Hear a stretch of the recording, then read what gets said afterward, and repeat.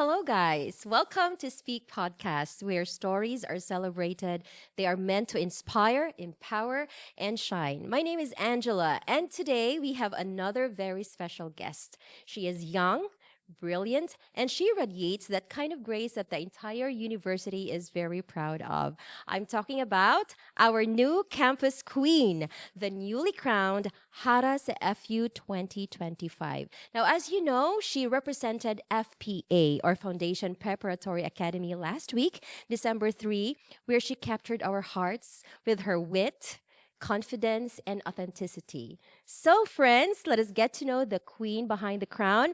Once again, our Haras FU 2025, Heidi Louise Marie Carlson. Heidi, welcome to Speak Podcast. Hi, thank you so much for Oh, having me.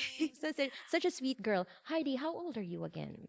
I'm 16. I turned 16 a few months ago. Yeah. Imagine, 16 years old. So my first question is, how did it feel hearing your name crowned Haras FU 2025? What was the things that are going on in your head in that exact moment? Honestly, when it was down to the top two and we were just holding hands, like Yes. the thing that was going through my mind was that no matter what happens, like I'm already really proud because I hear people in the crowd chanting FPA, Yeah. FPA. So knowing that I had already made an impact, like that itself was already an achievement. And like I was already so proud. And so when Foundation Preparatory was called as the winner, just overflowing with joy and Mm-hmm. gratitude because everything that had happened, it happened for a reason and everything paid off at the Mm-hmm. end. So gratitude is what was Wow, going on. congratulations once again. Thank Actually, you. I forgot the exact question, but I'm going to ask you later on. Oh Friends, no. don't worry. We are going to replay how our Hara 7 2025 answered the grand question. I think it was about love, right? Yeah. So anyway, you are a high school student and you competed in a university-wide beauty pageant. Imagine that there were 12 of you, correct? Yeah. So, what motivated you to join in such a young age? Mm, for me, as someone who has been in FPA for so long, it honestly Harasa FU was more of a way to give back because I'm so close to graduating Mm-hmm. next year. And I feel like showcasing what I have and showing to the audience what FPA has done to me. They have shaped me into the Wow. lady that went on that stage. And I Okay. wanted to show that FPA has such, it is my upbringing. And Mm. growing up there, I don't know, it just served as like an opportunity to show how amazing FBA is because Wow. it really is my home because when my bedroom would change, I would wake up in a different bedroom. The routine that wouldn't change was going to the same campus every day for years straight. Okay. Yeah. So speaking of that, what do you love most about your school? And right now, I'm sure your principal is watching and he must be really very proud of you. Yes, what do you love about our school? The first thing that ever caught my attention was the architecture. You know, Mm. I love FPA for what it stands for. It's Mm-hmm. such an eco-friendly school, and then it integrates technology into the everyday Exactly. activities. And I feel like it equipped me. It really Mm-hmm. did prepare me for what the 21st century learning. It's so different from decades ago, Yes. and just having those skills, it makes me feel prepared for whatever the future has. The Yeah. architecture is really unquestionable. And I'm sure our university president would be very proud to hear that. I know that you have a lot of classmates cheering on you during the pageant. So I'm sure you feel so loved. Yeah, Correct. I was so lucky. I'm sure. But we know that every queen has her own charm. So Yeah. can you tell us now the you quality that you think helped you win the title Harasa FU?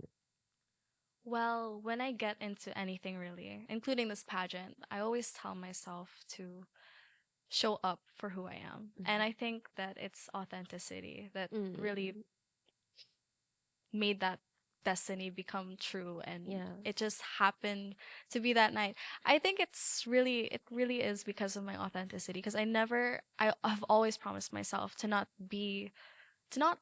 pretend to not no, be someone I'm not. You Mm-hmm. know, being true to myself and staying authentic authentic.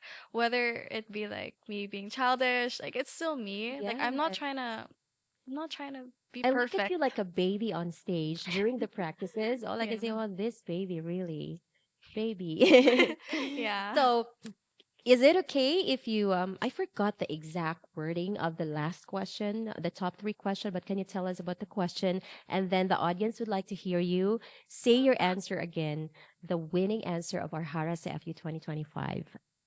Well, it's not word for word, but the first half of the question was, in this time of economic burden, corruption, Mm-mm. I forgot the other two Yeah. words. But at the end, what is love? And considering how, like, the anticipation at the first half of the question before the actual what is love, I had all these ideas prepared, like, okay, it's gonna be political. Yeah. So I had like this information just lining up. And then it all boiled down to a simple what is love. Yeah. And then I was just thinking, like, what am I gonna say? But I think that what really shaped my answer was that these are issues that we Filipinos are facing. And a love for country, that's my answer. Oh. A love for country doesn't necessarily mean to take pride in everything that the Philippines is known for. It's also about acknowledging that there are flaws that need to be improved. So despite the corruption, despite the flawed government, it's important to practice love for country because it's such an impactful way to show that you are proud of being Filipino. And that is such a powerful reminder because we grow up and then as Filipinos, we constantly think of success being in a different country. We constantly think of being abroad to determine our success. True. And we lose our identity that way, I feel, because we have this disconnection to where we're from, the Philippines. Hmm. So I think that a love for country is so important, and that is love in this time of crisis. Wow, that was your answer? Yeah, My God. somewhat like Your that. advisor is here. Are you so proud of her right now? Listening to you, it seems like you're ready for a bigger stage. Would you agree, sir?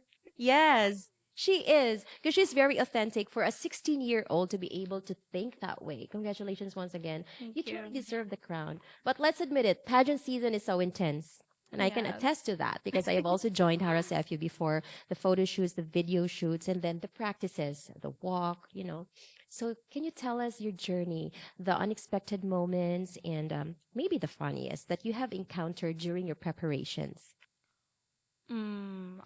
Before I start, like I want to also thank like how lucky I was because there was such a long time to prepare. Yes. Um, I think that for somebody like me who doesn't know how to walk, it's definitely that. And the posture, like it's just not in my nature to be like constantly, whew, and then Yes, and the then points. I feel like I would probably irritate my handler from time Mm, to time, and I feel really bad. But it's just not in my nature to be like that yeah. 24/7. But that's the reality of being a beauty, being in a beauty pageant, and yeah, that's probably the most funny thing because it's also quite humiliating on my part because when I do practice, like for the walk, it's in the multi-purpose hall, so that means other students are watching, and I'm just like, oh no. So yeah, that's the most funny part for me. Yes, that's a really good reflection for someone who joined the pageant for the second time, right? Yeah. And yeah, you told me earlier backstage that the first time, your first time joining a pageant was kind of like a It disaster, was. and that was because of your talent, because you Yeah. performed something that you Didn't do not feel. love doing. Yeah. So please tell about the experience. And now, the irony, she won Best in Talent this time during the Hara CFU 2025. So, yes, Heidi, can you tell us about that first time experience? Oh my god.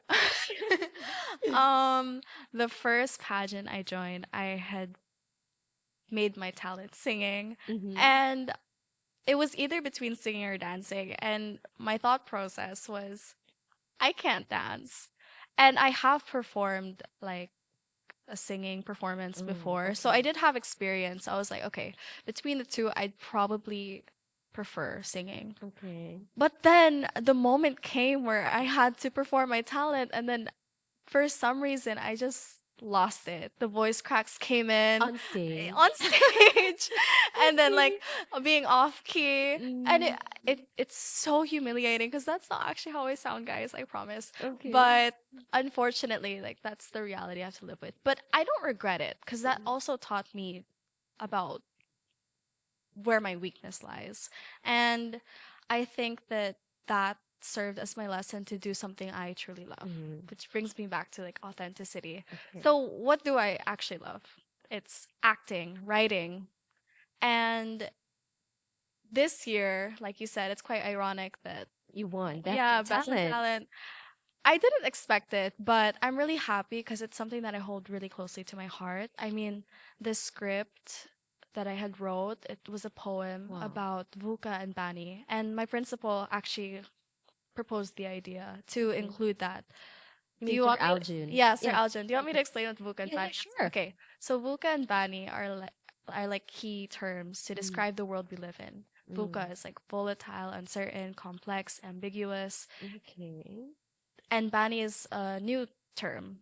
And these are terms that we take in to understand the world we live in. Okay. And when we as individuals, when we learn about the way of the world, because it's just the nature that we combat, it's Yeah. unpredictable all the time. So what we can do is prepare ourselves for that.